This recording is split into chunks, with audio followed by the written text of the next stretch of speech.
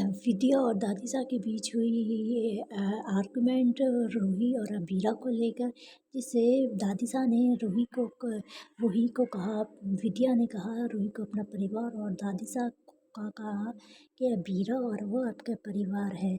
जैसा कि आप जानते हैं अक्सर ये रिश्ता क्या कहलाता है में सब खुश होते हैं, होली का त्यौहार बना रहे होते हैं और रूही भी अबीरा के साथ सही होती है। अब वो एक साथ बहनों की तरह रहती होती है, लेकिन रूही को भी सच नहीं पता होता।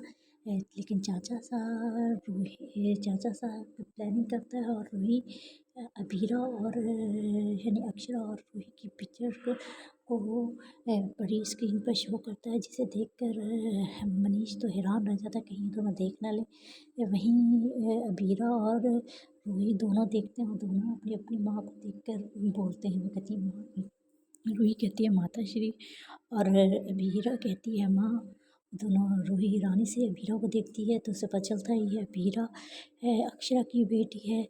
और अक्षरा की बेटी है तो रूही वो हैरान हो जाती है।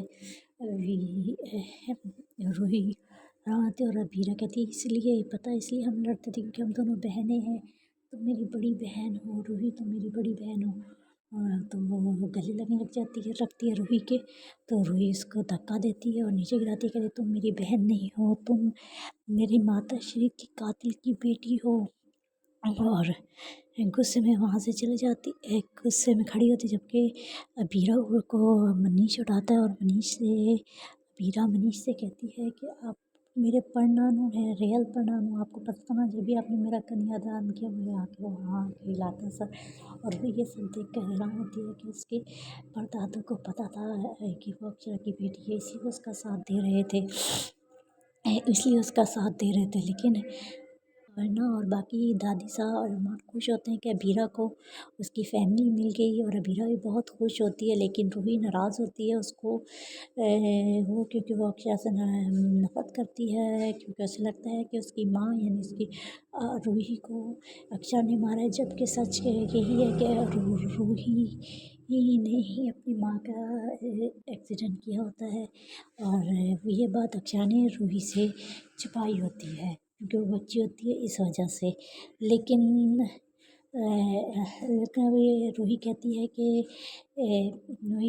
कि मैं अब इस घर में नहीं रहूँगी जहाँ अबीरा रहती है, मेरी माता श्री की कातिल की बेटी रहती है, मैं उस घर में नहीं रहूँगी। यहाँ अबीरा रहेगी इस घर में या मैं, वो विद्या से कहती है। तो विद्या कहती है रूही को मैं तुम्हारे साथ हूँ, तुम रहोगी यहाँ, ये मैं फ़ैसला करूँगी। तो वहाँ से दादिसा आती है, दादिसा कहती है तुम कौन होती हो फ़ैसला करने वाली। कहती है आपका परिवार तो वो है ना, अबीरा और अरमान की तरफ इशारा करती है, और मेरा परिवार ये है रोहित और रूही।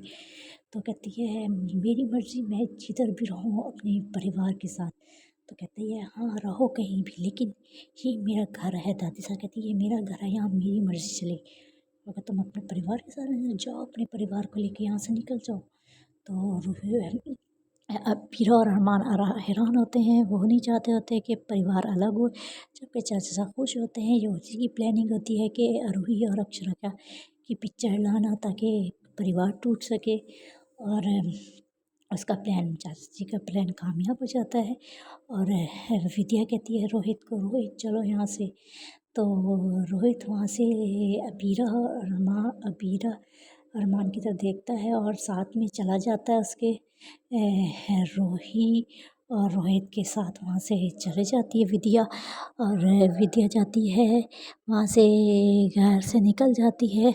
अब आकर वो कहाँ जाके रहेगी, किसके घर जाकर रहेगी अबीरा, रोहित, रूही और विद्या किधर जाके रहेंगे, देखना बहुत इंटरेस्टिंग होगा। देखने के लिए मेरे चैनल को लाइक एंड सब्सक्राइब कीजिए। और अरमान और अबीरा कैसे वापस रोहित और रूही और विद्या को घर ला पाएंगे, ये भी देखना बहुत इंटरेस्टिंग होगा। और जल्दी ही रूही के सामने सच आएगा कि उसकी माँ की कातिल अक्षरा नहीं बल्कि वो खुद है। तब रूही क्या करेगी, देखिए मेरे आने वाले एपिसोड में। जब तक के लिए अल्लाह हाफिज़।